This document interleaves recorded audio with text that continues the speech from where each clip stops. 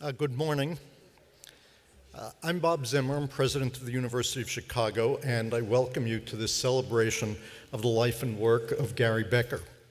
Occasions like these are moments for reflection, and it is hard to think about Gary without being amazed at the impact he had on so many people. His work transformed not only economics, but social science more generally. It had significant impact on the way the world has structured itself through its major social instruments, businesses, organizations, and governments. He inspired both intellectual awe and deep personal affection of so many people around the world, including many here in this room today. He was a pillar of the institution that he loved, the University of Chicago, and was an exemplar of what we aspire to be. He was a devoted friend and colleague, and of course, deeply devoted to his family. I feel profoundly privileged, both individually and as president, to have had Gary as a close friend and colleague. Today's celebration has multiple components reflecting this array of professional and personal contributions and impact on so many people. This afternoon at a memorial service in Rockefeller Chapel, we will have the opportunity to reflect more personally on Gary. This morning, we will hear a discussion of Gary's work. This is a formidable task and requires a formidable individual to do so. Fortunately, such an individual is available in the form of Jim Heckman. And to formally introduce Jim, here is Lars Hansen.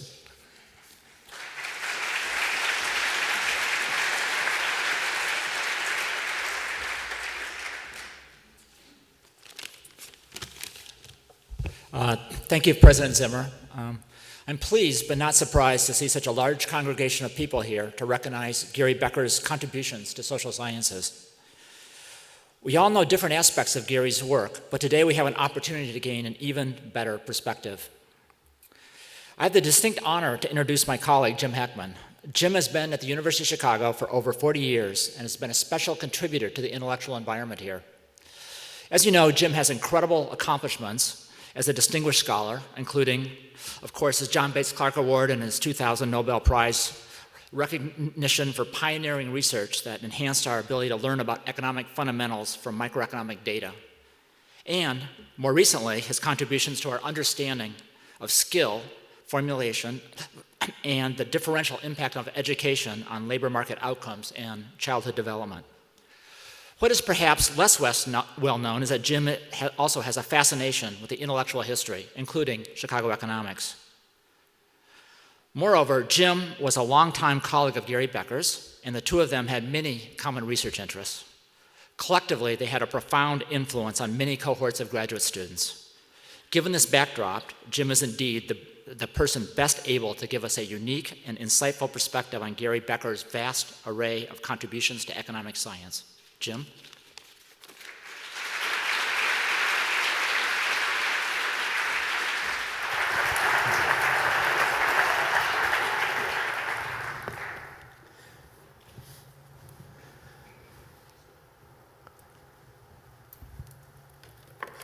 Well, thank you very much, Bob and Lars.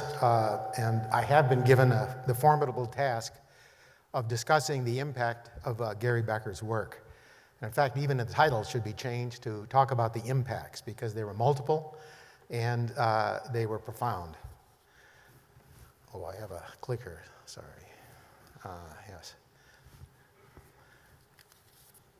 So how do we discuss Gary Becker's contributions in a relatively short period of time?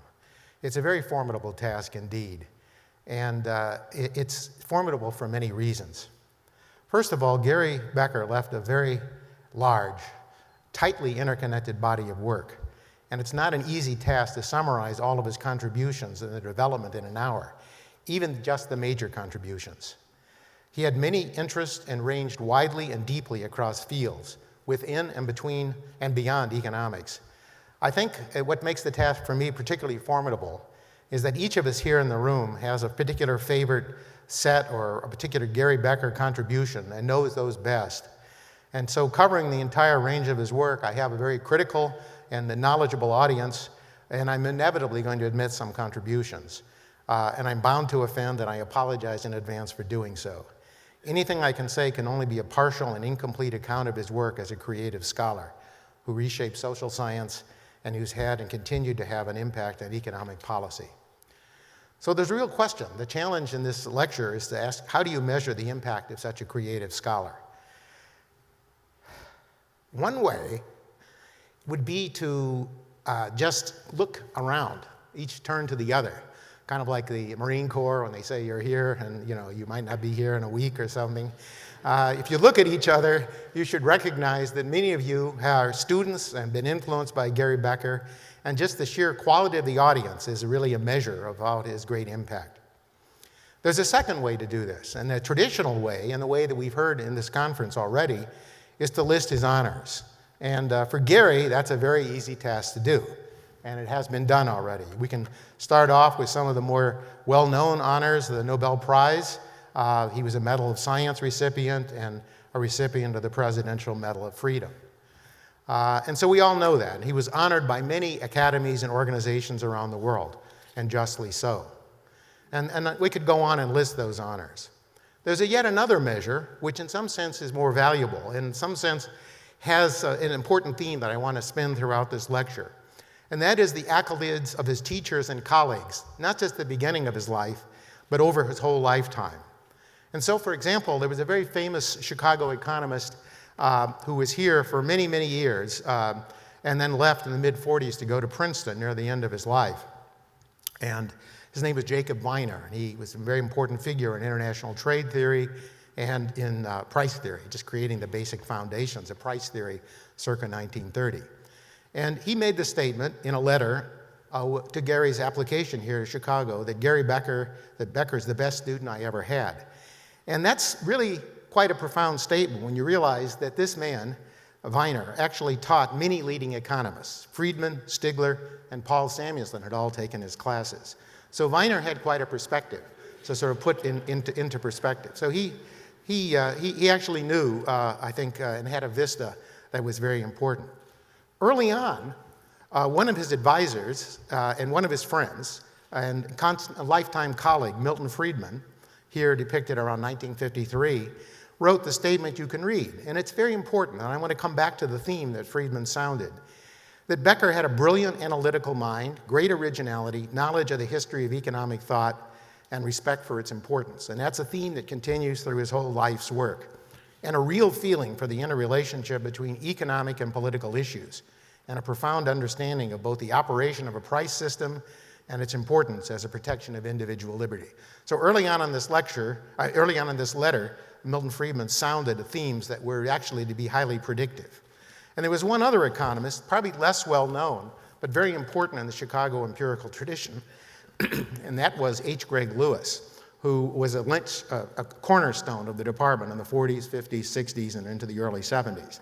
And you can see that he also sounds the theme. This is, again, when Gary Becker is still a graduate student, that it's hard not to be overly enthusiastic. He was exceedingly intelligent, imaginative young man. And then he talks about these character traits, which again, I think persisted throughout Gary Becker's life. A trustworthy individual, and he had the highest character, and he recommended him without any reservation. So the question is, what did his teachers think of him later? And here, we actually have a chance. 50 years later, from the time Milton Friedman wrote the letter, Milton Friedman gave another talk here when Gary Becker received the Phoenix Award, one of the highest awards offered at the University of Chicago. And he said unequivocally that, and this included his own life's work, that Gary Becker was the most influential social scientist of the past half century.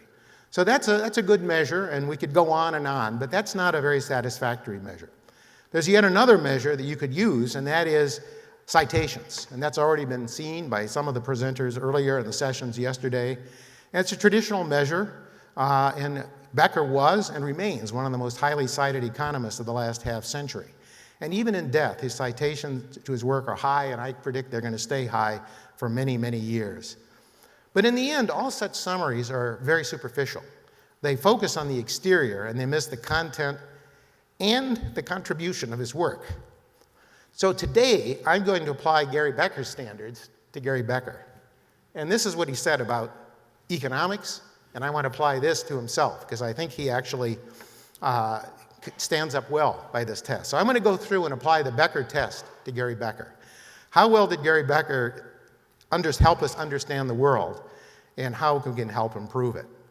So I want to focus on 4 themes, and focused really on 2 main themes, but then there are 2 other themes that come along, and Lars has anticipated one of them. First of all, and probably most important for this group of scholars, primarily a group of scholars, of people who are students and interested in the world of scholarship, his contribution to thought, the world of ideas, the corpus of his body of work in economics and more broadly in social science. And then I want to talk about his contributions to public policy. And for Gary Becker, and actually for Chicago of his era, I think the 2 worlds were not distinct. Frequently, these 2 worlds are viewed as very separate. You have a policy group over here, you have a theorist here, and they're separated. At Chicago, and for Gary Becker in particular, and the whole Chicago group, I think, some of whom are here, going back from the 50s and 60s, the Chicago school of that era, the important thing about economics was understanding the world. And Gary frequently quoted a phrase from his teacher, Milton Friedman, that it was not a game played only for the pleasure of clever people to show how smart they were. So even as a graduate student, Gary Becker showed a deep interplay between economic and political issues, and thought a lot about the real world problems. And in the end of his life, he was teaching courses that were highly motivated by empirical problems, writing columns, and discussing a variety of practical and important questions that were relevant to the economy. I also want to discuss, as Lars anticipated, his impact on the vitality and continuity of both economics at Chicago and the Chicago School, which are 2 distinct but related entities, and how he maintained and extended this tradition and created a body of ideas that enriched this tradition. And he was an exemplar, as President Zimmer has already said. So let me talk very briefly about his biography. I think it's well known. You have this in your program, some information about him. So we know that he was a brilliant student and scholar. He was born to middle-class parents. He was raised in Brooklyn, educated in public schools in New York, went to Princeton and Chicago. He developed very rapidly. He was a quick study, and he was quite impressed, quite easily absorbed the material that he was confronted with. He graduated Princeton in 3 years, and he worked with Jacob Viner, whom we heard from already, and he co-authored a paper with William Baumol. And that paper is very interesting. It's prophetic. I think he was 21 years of age when it was published. I think he was already a graduate student here when it was published, or maybe he was 20 when it was published. But it showed a deep understanding of classical monetary theory and this theme that I think was sounded throughout his whole life of looking at the history of economics, putting what his economics was into a proper perspective. And this was a trait that I think that characterized all of his work. And as his papers evolved, as his thinking evolved, he presented a vision of continuously progressive evolution of the body of thought, but he would always go back. And so it was as if he was talking to the past. So we can see some early pictures of Gary Becker as an undergraduate at Princeton. He finished his PhD thesis at Chicago also in 3 years, and he stayed on the faculty for a while, and then he went off to Columbia and the NBER, then headquartered in New York. So early on, he showed a great deal of independence. He was a bright student. He clearly was among the very best. But instead of staying on as kind of a satellite or somehow a secondary individual, he went off to Columbia. He went off and became his own man and formed a position, and he wanted to form his own mark. And I think that is very characteristic. He had a very independent streak, and that stayed with him and allowed him to be creative. So when he was at Columbia, he was rapidly promoted to tenure, as was appropriate. He became a chaired professor early on, and he created a body of work. And some of the students here are actually alums of that body of work, the Columbia Labor Workshop that he co-organized with Jacob Mincer. And out of that came a body of thinking which then evolved as he returned to Chicago, which he did at age 40, which was extraordinarily important. And I had the good fortune of being with him, or being at Columbia in the aftermath.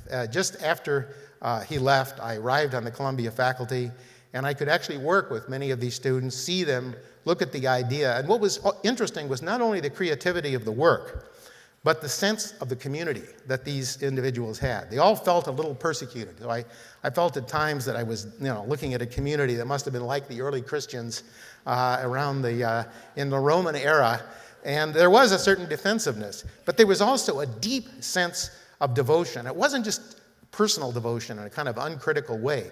Tough-minded, but very enthusiastic and very convinced that a certain body of thinking had been developed and that they were an important part of something, and they were, and they continue to be.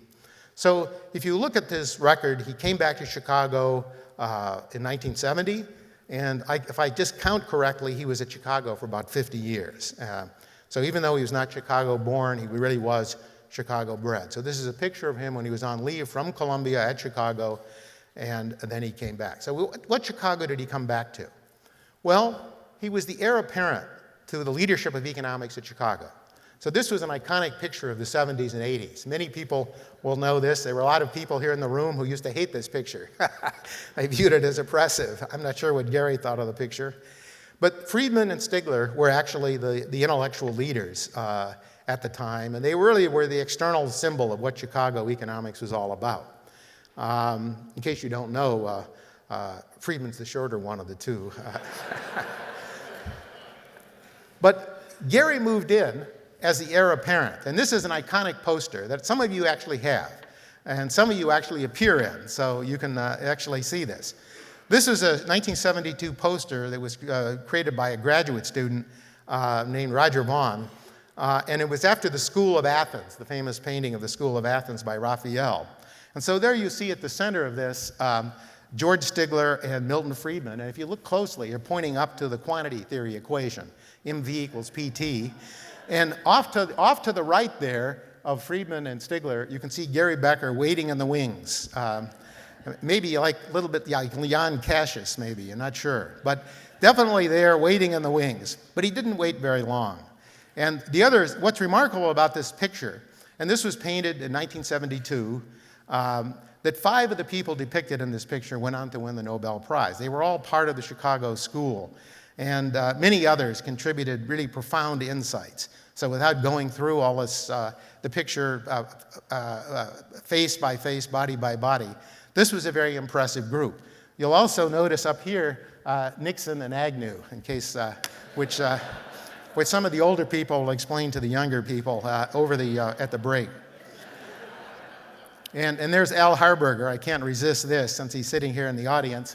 And if you look closely, you'll see a triangle as associated with a welfare loss etched on the diagram. So this was a Chicago school, but his wait in the wings was not very long. So how do you place him in context? I want to place very briefly in context because it's a very heterogeneous audience. Many of you are better suited to give this talk than I am, but you certainly, others I realize, were not as familiar with economics and the way that Gary contributed to it, and just exactly how you place him in context. He came of age, he became a professional economist in the mid-50s, really, or at least if you count when you start your graduate work and when you start finishing your graduate work, it was in the 50s and 60s. And I think many people, this came up in the discussion yesterday, but I think many people find it very difficult to understand the way economists thought about many of these problems at that time. Many of the problems we think about in a very different way. Outside of Chicago, and a circle of Chicago schools that were influenced by Chicago, incentives and price effects were largely ignored. There was a long-standing Chicago tradition going back to Henry Simons, Frank Knight, Jacob Viner, and on to Friedman, Schultz, and Stigler, and Harburger that emphasized the strong role of incentives and the need to respect them in devising policies. But this was an oddball view. At that time, the Keynesian multiplier promised a free lunch for black box reasons. And even though he was a student of Viner, Samuelson was a promoter of the free lunch, the multiplier. And in 1962, there was a Kennedy tax cut that was viewed as a triumph of economics. And in fact, one of the great, and it was viewed as a triumph of Keynesian economics. So there was a view that this rather rigid price view, and it was later shown analytically that the rigid price was really fundamental to understanding the Keynesian concept, that this Kennedy tax cut was viewed as a triumph of the view, and this notion of the economy without incentives was extraordinarily important. So a great example of this is the Brookings model. Many of you don't know about the model. You shouldn't know about the model. But if in case you do know about the model, there was a Brookings model in 1965, and it was a complex monster with many different sectors. But what's interesting, if you look back at that model, it was viewed as the state of the art for sort of macroeconomy. The model barely lacked any discussion of the labor market or household formation. And basically the view was that the labor supply and the family and many things that we sort of saw were happening in the background were just in the background. And there was no discussion of how economics would have any relationship to that. So here I've made a schematic that may be very difficult for people to read, and I apologize. It probably is impossible. So let me just say that this is a schematic. So if you do have very good vision, you would be able to see this. And what it would show would be parallel developments. But the theme that comes out of this graph, or out of this chart, is how anomalous in some ways Gary Becker, and in fact the whole Chicago school was in the 1950s. That there was a lot of view, the way the macroeconomics was conducted, and there was a lot of exciting work going on in other fields, but the fact is that the incentive issue was really very, very underrepresented, and it was viewed that really the province of the family, the province of the labor market, all these were topics for people who were specialists outside of economics, and the view was to defer to the experts outside and sort of take their wisdom and embody it. So the Brookings model was a great example of it. So what this shows is there was a trend towards formalism in this period of economics.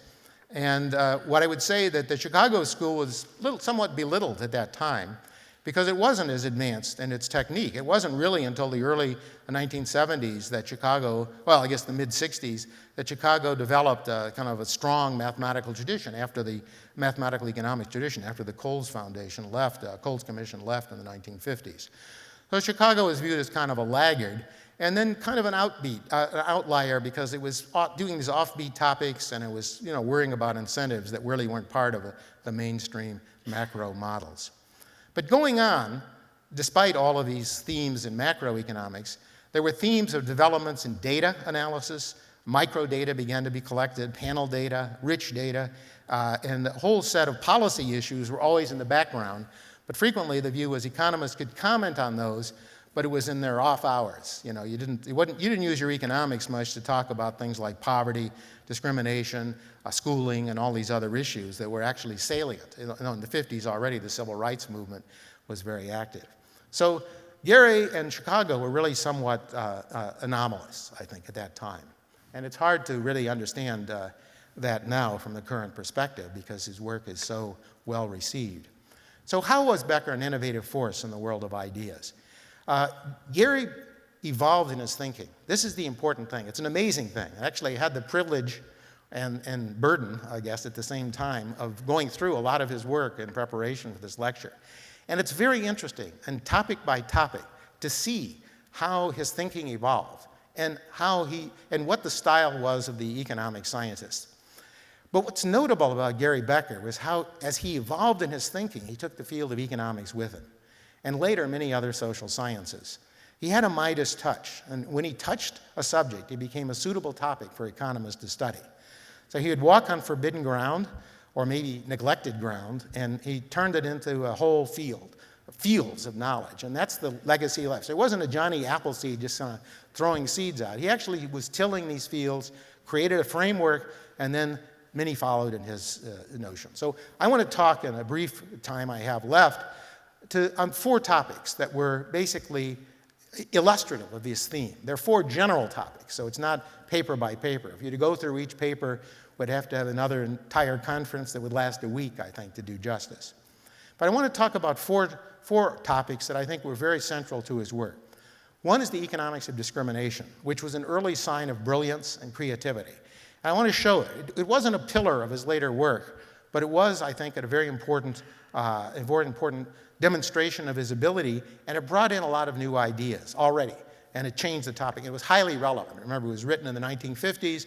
Martin Luther King was organizing civil rights movement. It was not for another 9 years that there was a Civil Rights Act. And so there was a whole discussion in the background, but it wasn't part of the foreground of economics.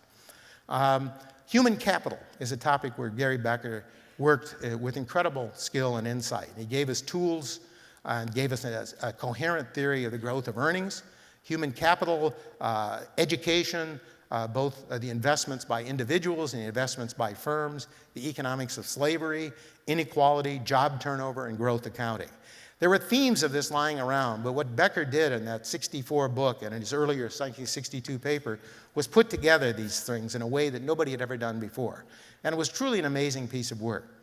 Then another body of work, which you've heard more about in this conference, was the economics of the family. What this includes a broad range of topics: fertility, marriage, household, division of labor, intergenerational mobility, how the family influenced the next generation. But another fact, another theme throughout Gary Becker's work was the study of preferences. And I think if you look over his life, from the very beginning and to the very end, the study of preferences fascinated him, and it's interesting to see how his views changed and how they also then changed the view of economics. But also, on top of all this, I believe that Gary was an important empirical economist. He contributed to economic science by developing frameworks for data collection and analysis that had an enormous impact on empirical social science. So this is I'm reusing a figure, creating Gary Becker as Becker Agorius. In case your Greek is a little weak, Agorius would refer to the marketplace, and he's throwing lightning bolts. And it shows my interpretation of the temple of Becker. I prefer to have a Zeus figure than Hercules, but such are the limitations of graphics. But this is the temple, and it shows the various topics we've heard about the last few days: crime, addiction, inequality, and marriage, and so forth. But the pillars, at the base of all this, was this notion of the power of incentives. That was the theme that ran through all of his work, and through Chicago work. But he didn't just follow the Chicago tradition, he contributed to it in a way that I'll try to make precise. But then these other pillars, human capital, household production, and time allocation, were really quite fundamental. So let me just try to take if we can, I have a video clip. When we talk about Becker on incentives, it might be best to actually have Gary Becker himself describe his work on incentives. So at this point, a video clip. Really, in a nutshell, deals with how people respond to incentives. And as you change various types of incentives, not monetary incentive, but non-monetary incentives of all types, how people will respond to that. Other fields deal with that too, but that's what certainly economists concentrate on. And if you think of designing a public policy of some type, you're always going to affect people's incentives, no matter what you do. You have Social Security retirement, and you affect, well, what age are they going to retire, and so on. You have disability program, and what determines if I'm eligible for a disability? Earned income tax credit, which we have in the United States. What determines how much I can get as a tax credit, and that'll be a function of how much I earn. That'll affect my behavior. So all public policies affect incentives, and so one has to. It's necessary to understand these responses. Economics really, in a nutshell. That was the pillar, and that was the base. And so incentives will be discussed throughout the remainder of this lecture, but in passing. You can see that Gary Becker strongly felt about this. So what was his approach to economics and social science? It was an approach that in some ways was very Chicago, although he applied it and extended it. He used a core set of organizing principles and applied them everywhere. It wasn't like he would strike a new theory for a new problem. He would change the principles. He wasn't like he was inflexibly applying the principles everywhere. But what he was doing was basically getting to the essence of the problem, but applying some basic principles. And what were those principles? Whoops. His organizing principles, at least as I interpret them and as he wrote them in several essays, were threefold. One is that people pursue self-interest, which he increasingly broadened over his lifetime to what was meant by self-interest. Secondly, that there were stable preferences.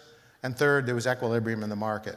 And he followed the Chicago tradition by using what is sometimes called a Marshallian or partial equilibrium analysis in most of his analysis, but not all of his analysis either.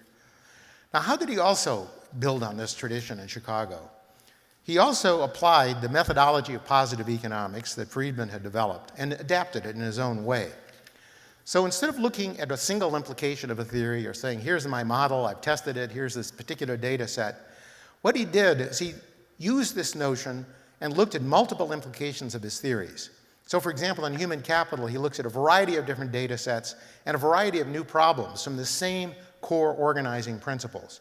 And that he judged a theory by the range of the implications, and he really was very vast. The 62 and 64 human capital papers are amazing studies.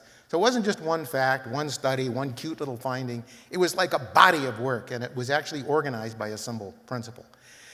A second organizing theme, I think, in his work, or a second principle, was that he hated tautological explanations. Some people have said he wanted to do the economics of everything. I don't think that's quite correct. But I think what he disliked was the idea of taste change. It's of the nature of something or other to do it, which he realized was not much of an explanation. So he really wanted to try to understand phenomena from deep principles. But the interesting thing is as he ventured over a range of territory, he always stayed rooted in economics. He carefully delineated his intellectual roots and how he departed from them. He went into other fields, but was never absorbed by them. He showed how economics could inform the questions. And so he learned the fields. He learned it very well. He learned all of these fields he went into and was very knowledgeable. But he also never left his role as an economist and brought treasures, you can say, or findings from other fields back into economics, but used economics to help inform those fields. And as I said earlier, he had a perspective that was deeply rooted in the history of economic thought. So his characteristics, in addition to what we've heard about at the conference and various personal testimonials, he showed a great deal of openness to ideas. He listened to criticism. He basically listened to his harshest critics. He did so in a very polite and genteel way, but he was firm, and he was actually very, very clear. I never saw him beat up people just mercilessly. His goal was basically to really try to understand ideas, and he sympathized with anybody who was sincerely trying to understand a problem. And he also stayed the course, so he really was very, very, very persistent, if you will, as a trait. And when he ventured into these uncharted territories, he met enormous hostility. And I thank Bob Pollack for pointing this out. There's a quotation from Paul Samuelson, again, the Viner student I mentioned earlier, who was talking about a theory of fertility attributed to Richard Easterlin. And so Samuelson, with faint praise, was praising Easterlin. And if you read it closely, you'll see, it's all the more valuable for its scarcity among economic theories. And then it was attacking the rather sterile verbalizations by which economists have tended to describe fertility decisions in terms of the jargon of indifference curves, thereby tending to intimidate non-economists who've not misspent their youth in mastering the intricacies of modern utility theory. So this was remember, at this time, Samuelson was a Nobel Prize winner. Gary was in his mid-40s. This was quite a devastating critique. And I think what was interesting was that throughout this, he brushed these kinds of criticisms off. He went forward and thought. So let me talk briefly. I guess I have to be briefer than I had planned, but about a couple of bodies of his work. The first piece of work is an amazingly interesting, creative piece of work. It came out of nowhere in some sense. The Economics of Discrimination, his 1957 book. He finished his thesis here in 1955. So there's a real speculation about why he chose the topic. Maybe he had personally experienced discrimination or witnessed it. But whatever it was, the thesis was a remarkable feat. And what he did is he recast the problem of discrimination, which up to that point was largely the province of psychologists. So there was a psychology of discrimination, the Nazi mind, the criminal mind, the kind of mind that was racist in some sort. But there was very little interaction about how preferences interacted with markets. And so there were many claims actually made in the popular literature, and they still are today actually, that the capitalists in general, whites, benefited from discrimination, and that by exploiting minorities, majorities benefited. And Becker examined this idea in depth, and he contributed two basic ideas, which were radical for the time. First of all, he allowed for what are called now utility maximizing models of the firm. He allowed their firms to have a distribution of tastes. And that was kind of very radical. The representative agent model was very much alive and well in that figure that I showed you, or tried to show you. And that was one important notion, that the firms were maximizing utility, and that would include their distaste for hiring black workers, or minority workers more generally. And the second was there was heterogeneity among firms. And so what came out of the model, which came out in his later work on the family, was how minorities sorted to firms that had less discriminatory tastes. Already he had this sorting equilibrium going on. And what he did, and a major accomplishment, was he defined market and individual discrimination in an empirically operational way. The price that people paid for their tastes. And he contrasted market discrimination with individual discrimination, which is very important today. Because of the sorting, there are many studies that are still done, they're used in the public media, we get even published in the economics journals, where random audit pair studies are sent out to firms or to various other formats to see how, at those transactions that are somehow created at random, workers are treated, are they discriminated against. And his great insight was that, well, there may be a cost to doing it, but there's still a sorting, and that the transaction that actually dominated market discrimination was the transaction at the margin, or with the least discriminatory firm that was just at the margin of indifference between hiring a minority and majority. And that has huge implications for interpreting even the current evidence that's out there today. And what he went on is he went on to show the great benefits of which groups benefited and which groups lost from discrimination. And so, for example, he talked about, really, without mentioning it, the Marcus Garvey movement that had actually proposed separation of blacks and whites. And he pointed out that, that by discrimination of that sort, white capitalists would lose, white workers would win, and black capitalists would lose, and black workers win by that kind of segregation. And so he really talked out in a much more nuanced way and gave us a much deeper understanding that simply wasn't there. So it was the interaction of taste and market. Now, in that particular body of work, he didn't look at the origins of preferences, which he was later to do. And this work still stands today. There's some other work that was done later by Phelps and Arrow on statistical models of discrimination, a different notion about discrimination, but Becker was played a very important role. So let me talk about these three pillars, if I can. And now I've been a little whimsical, having Gary turn around to look at each pillar, and then to throw a lightning bolt down on the human capital. So that's really corny, and I apologize, but I couldn't resist. So here's Human Capital, which is to me a fantastic book. And you have to understand, this book was written, finished, sent off really, in its essential form, when he was 34 years of age, and he'd worked on it. And so what did he do? There's this picture that was put up yesterday. I learned for the first time that that's not his handwriting in that board, but those are his equations. So nonetheless, it's an accurate representation of human capital theory. So what did he do? He recognized an important phenomena, that by the mid-20th century, the US and many other countries had experienced greatly expanded educational systems. Skilled workforces were emerging, and yet economists were very slow to recognize this trend. Now, you can go back, and Gary did go back when he looked at this work about the classical antecedents for the work. Adam Smith, Marshall, Lotka, Simon Kuznets, Friedman and Kuznets, lots of work had talked about bits and pieces of this, but nobody had put together all the pieces in the way that Gary Becker did.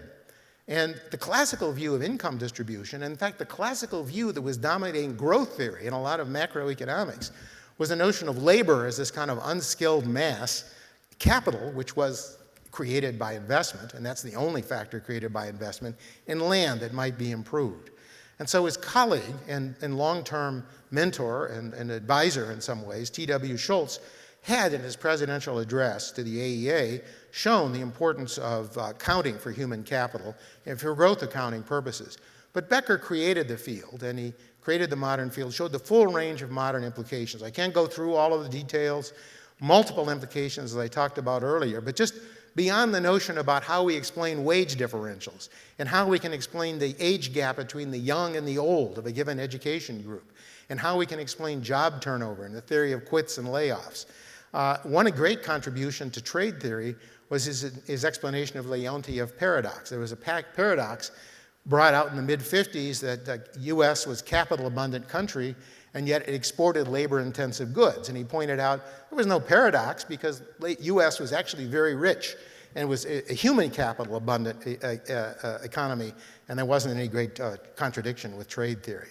So he developed the economics of investment, and this continues to the day. And he developed, along with Barry Chiswick and Jacob Mincer, various ways to compute rates of return. And these were extraordinarily important and very influential in shaping our thinking, and ask a lot of questions that still shape the agenda today.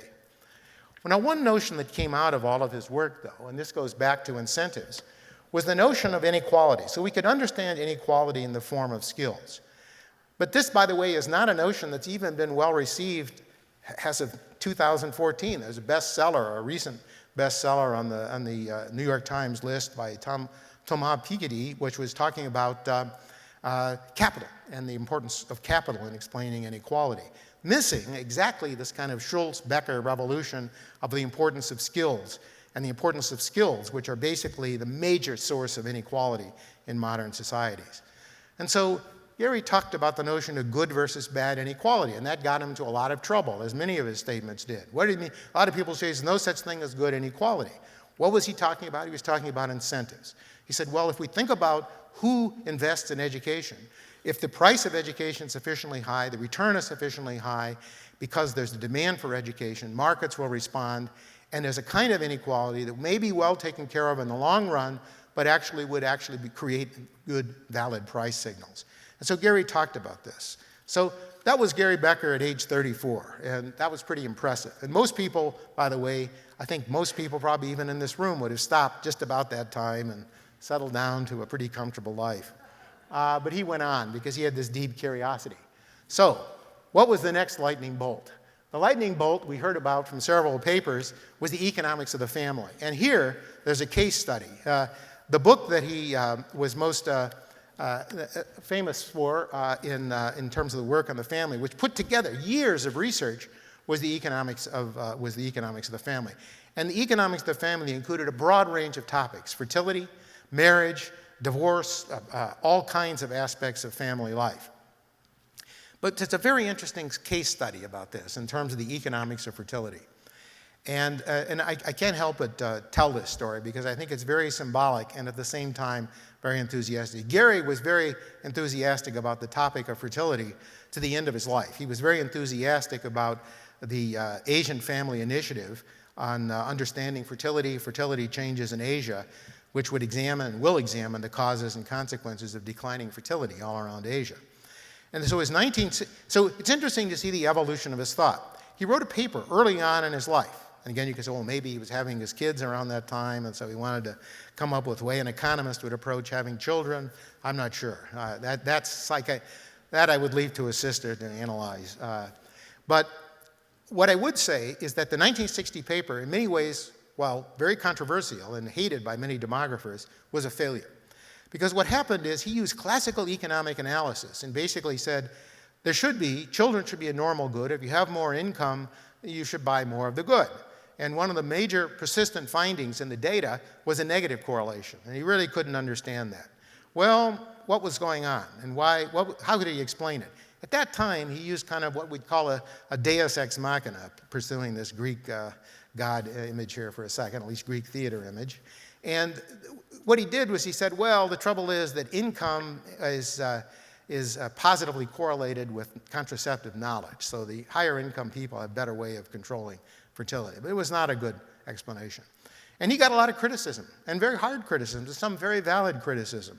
Probably the most valuable criticism that stayed throughout his life was a critique by a Harvard economist named James Dusenberry, who basically criticized Becker for not recognizing that the consumption of children was basically linked among themselves and also to their own parents' consumption level.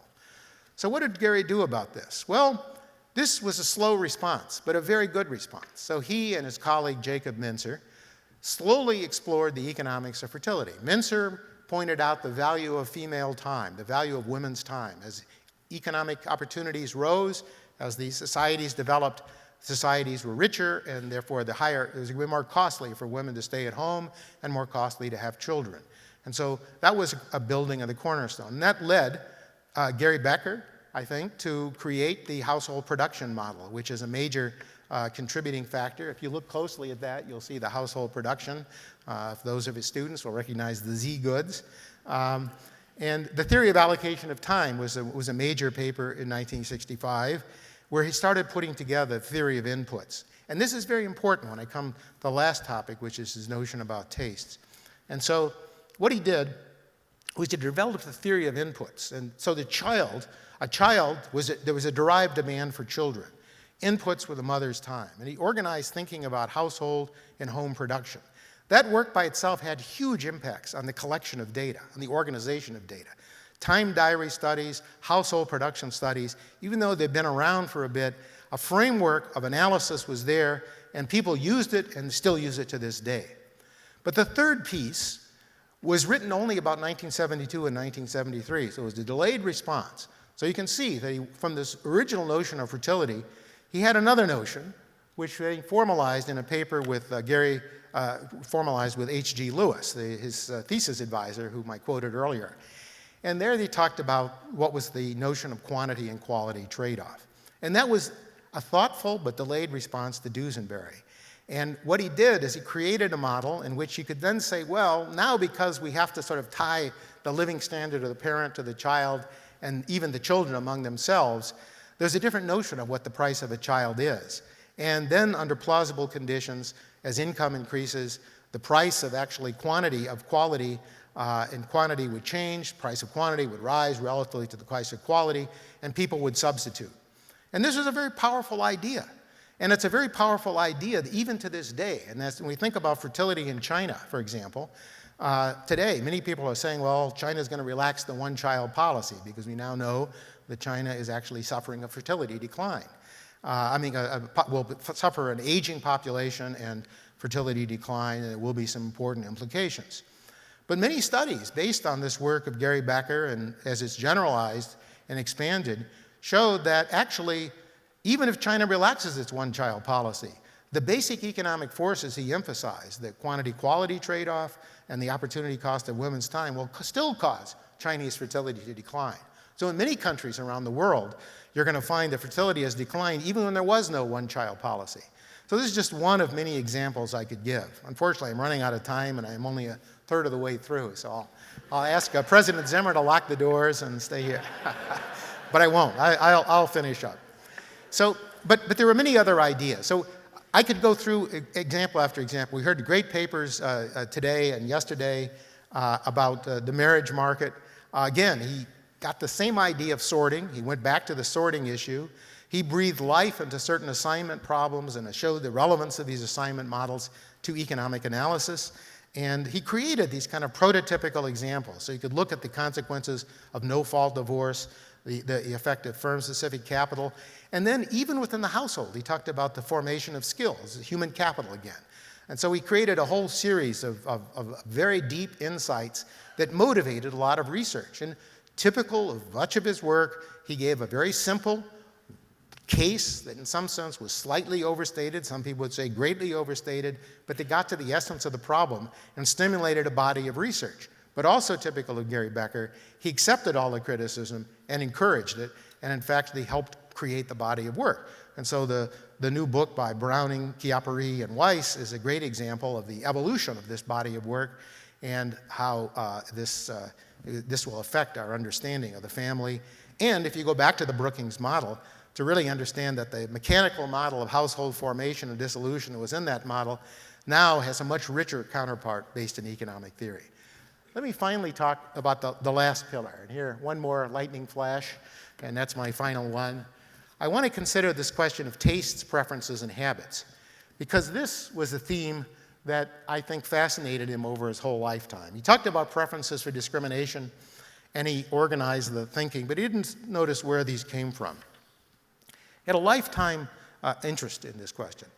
He rejected a taste-based explanation of the phenomena. He just simply did not like the idea that it's of the nature of a thing to act this way. I mean, what does that mean? He wanted to know what it was, where the preferences came from, what was the positive economics and predictive content of this kind of work.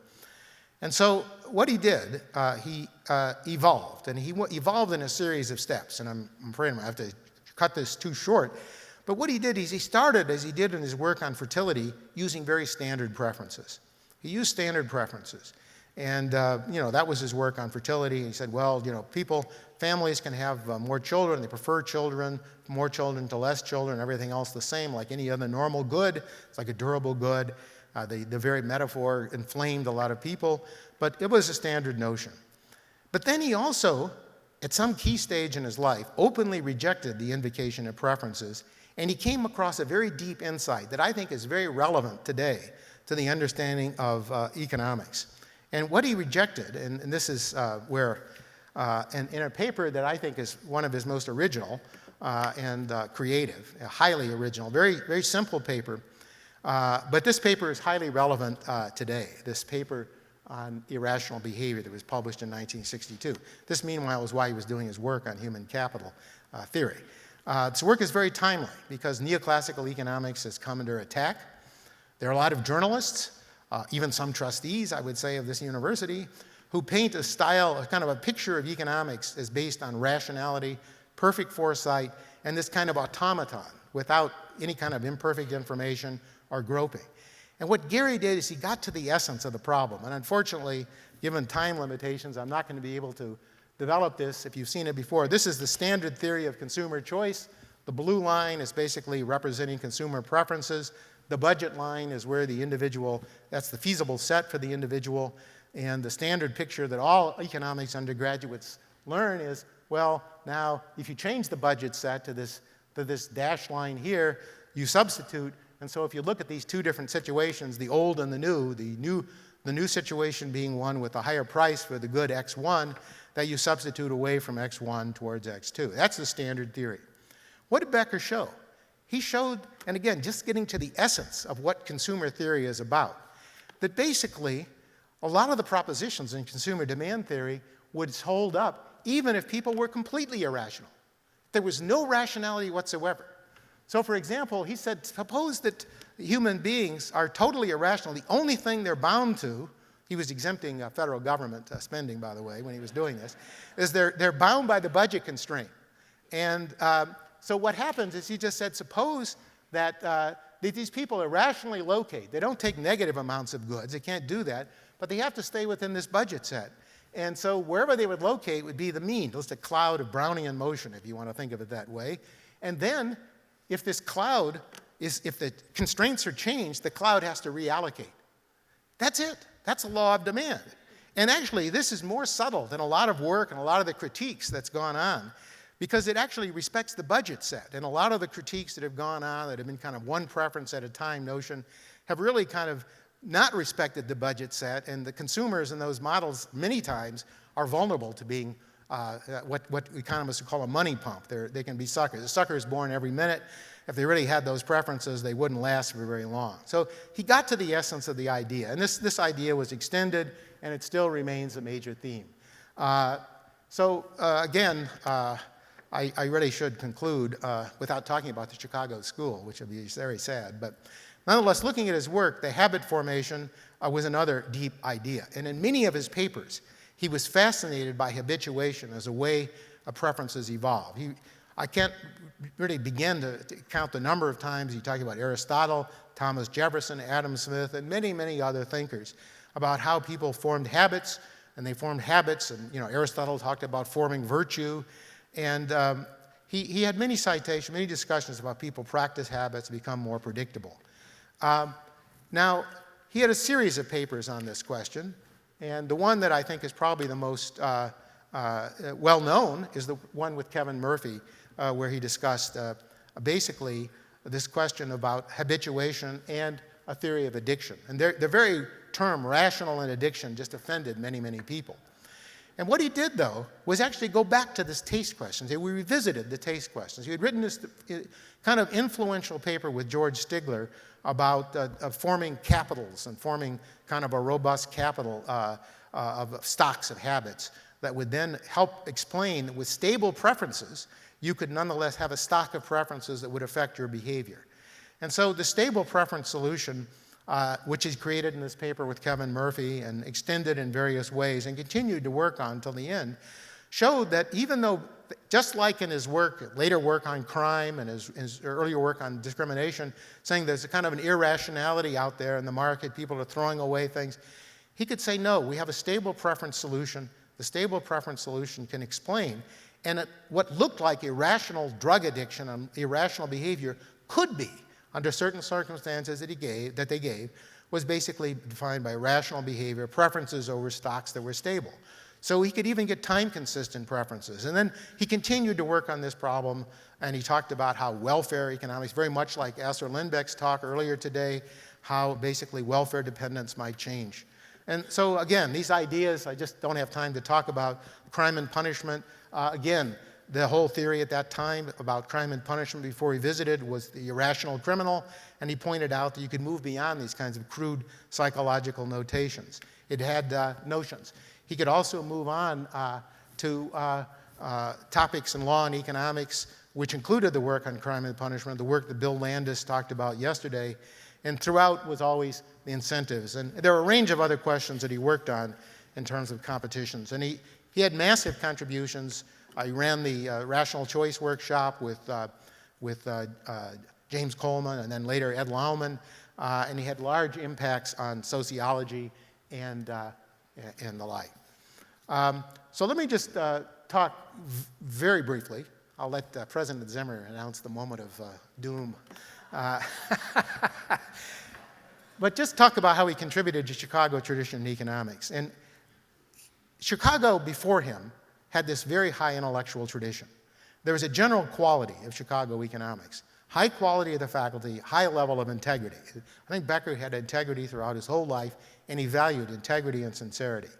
There was this belief that economics was really solving real-world problems, and the price theory was basically the language of the whole domain. You could put this together. So how did it work? It worked because everybody thought we were doing something serious, and that economics was doing something serious, and then we could learn from each other. So there wasn't somebody who worked on this field and knew nothing, and the other person over here knew nothing about it. There was a sense that at some level we could even understand and foster each other. And he did this with his students. For example, his class with Kevin Murphy, here they are discussing rational choice. So maybe the writing on the board is really Murphy's on the other painting, I'm not sure, but anyway. So they worked together and they created this. And then they built the Chicago tradition. And I guess without showing you pictures of deceased Chicago economists of another era, I will skip past all those, although it's nice to see them every once in a while, right? Just recognizing the diversity of points of view of Chicago economics. I would just add this, that Chicago economics is more than the Chicago school. Those two get in the popular mind, these two get blurred together. But I think the theme of Chicago economics was that people were actually working at a high level of originality and creativity. And they certainly didn't agree with each other. So a lot of people didn't like Thorstein Veblen, who was here in the early part of the 20th century. Simons and Veblen certainly didn't have comparable views. And Knight and Viner argued with each other, and Henry Schultz was viewed as an econometrician, but didn't know too much economics. And then here, for a vivid display, here we have Paul Douglas, who later became U.S. Senator and was a triumph of liberal economics in the Senate and always pushing for liberal policies, and even in the 30s and 40s. And next to him on the Chicago faculty, or at the same time with Oskar Lange, who's probably most noted for his work on the economic theory of socialism and for going back to Poland after the end of the Second World War and becoming an economics minister in the communist government of Poland. So I say that's a pretty broad range of view. So let me just conclude. I'll stop with this because I won't be able to. I really do have to stop. I have a tendency of abusing these forums, so I'll try to stop. I will just summarize what I think were the three ground rules for Chicago economics, and I think they're still relevant today. And I think Gary embodied these, and he went forward with these. The first ground rule was that its faculty know and understand the corpus of economic theory, everybody. And it's not just their specialty. And so there really was a common language. And it wasn't a superficial language. People could understand each other. People would go to other students' thesis seminars and participate in workshops. And that's what actually enriched the place, because there were a lot of new, very, very interesting ideas. The second ground rule is that it views economics as a serious subject. And so it's not kind of escapism. It's tackling serious problems. And Friedman once wrote that he didn't stay here because of the weather. He certainly could have written that today. But because his colleagues were engaged in the serious enterprise of understanding the world and not getting their names quoted in the newspapers. I think that gets to the essence of it. And even though he was highly quoted and Gary was highly quoted, that was not the essence. That wasn't why they were here, and it wasn't the way they viewed Chicago economics. And then the third was this empirical tradition to which he contributed. So let me just conclude. There are a lot of other aspects to Gary, and I can't really conclude, can't really cover them all in the time allotted. But let me say that this is a small sampling of what he did and his contribution, and that's what makes this task so formidable. But it is the case that he did more than just kind of carry on a tradition. He extended it in every dimension. So human capital he brought really enriched to the Chicago school. Really the understanding of fertility and the understanding more generally of the economics of the household, and brought that to a rigorous, flourishing subject. And then the study of preferences, which he was still working on at the end, how families could induce preferences in children, how that would solve inefficiencies that might arise, and maybe even be more efficient than certain proposed market solutions. So he stayed to the end, and in his columns with his wife Gidi and also with Dick Posner, they did a lot of research and applied this in a very creative way. But he set a standard that's going to be hard to maintain. I think it's a standard that we should rise to, but I certainly think that we should recognize that Gary Becker, so here I'm going to skip through a lot of pictures and just, oops, can't tell you all, but just to think of the impact. So how do they answer these questions? I'll just tell you my answers to these questions. About the answer to the Becker question. How well did he do? I think I presented only a sampling of his work, but I think it should be suggesting that he did, in fact, show that economics contributed to the understanding of the world and how you could help improve it. And I've given you only a tiny fraction of what his contributions were. His impacts were wide-ranging. He expanded the scope of economics and expanded the frameworks used by others in social science. And his whole approach to rational choice, to understanding that, there wasn't this kind of automaton view of rational choice, that rational choice really respected the fact that people had constraints, constraints being the most basic thing in economics maybe, even before preferences, and that we should really think about economic problems in this way and think about social problems this way. That's permeated across all of the social sciences, not just in economics. But he also stimulated the production of huge amounts of data everywhere he went. So, it's sometimes said, that Helen of Troy, they had the face that launched 1,000 ships. I would say that Gary Becker had the work and the research corpus that launched hundreds of thousands of papers, books, and actually the scholarly careers of many people here in the audience. He produced a cadre of well-trained students. So his impact is staggering. And I must say that in preparation for this lecture, I became almost overwhelmed by the sheer enormity of this work and realized how understated he was, that he kind of let, many people talk about people, this is not suffering fools gladly. I think he suffered a lot of fools gladly. He put up with a lot of foolishness in the sense of being a gentle, informed, and highly intelligent spirit. So thank you very much for your attention.